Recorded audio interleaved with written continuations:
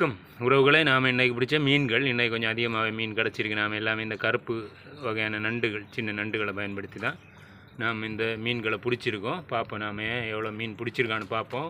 கச்சாலில் தான் ஓடிட்டுருக்கு, எடுத்து போடுவோம். பாருங்க உறவுகளை, நாம் பிடிச்ச மீன்கள் எல்லாமே உயிரோடு தான் இருக்குது. இது கிருகப்பான் மீன் சொல்லுவோம். ரொம்ப சுவையான மீன் உறவுகளை, ரொம்ப நல்ல சுவையான மீன்.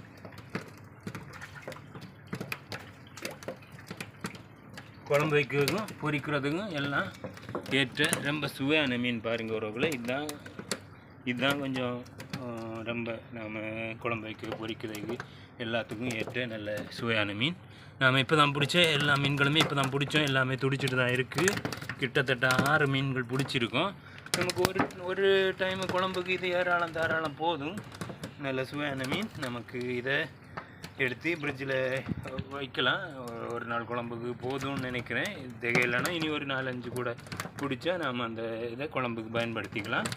பாருங்கள் உறவுகளை, எல்லாமே அருமையான மீன். நம்ம ஊர்களில் இந்த மாதிரி மீன்கள் கிடைக்குமான்னு தெரியல, கிடைச்சதாக தெரியாது எனக்கு. நான் போன வரைக்கும் இந்த மாதிரி மீன்கள் கிடைக்கல. இது இங்கே அரபிக் கண்ட்ரியில் மட்டும்தான் கிடைக்குது. பாருங்கள் உறவுகளை, இதெல்லாம் அரபிக் கண்ட்ரியில் இருக்க மக்கள் வாங்கி சாப்பிடுங்க. இது ரொம்ப சுவையான மீன் தான். பின்ன வேஸ்ட் அதிகமாக போகும். இந்த தலைப்பகுதியிலெல்லாம் அதிகமாக சதை இருக்காது. இதில் தலையெல்லாம் வெட்டி களைய வேண்டியது வரும்.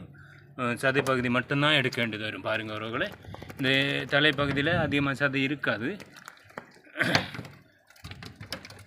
பாருங்கள் உறவுகளை, இதெல்லாமே நாம் சமையலுக்காக தான் எடுத்து வைக்க போகிறோம்.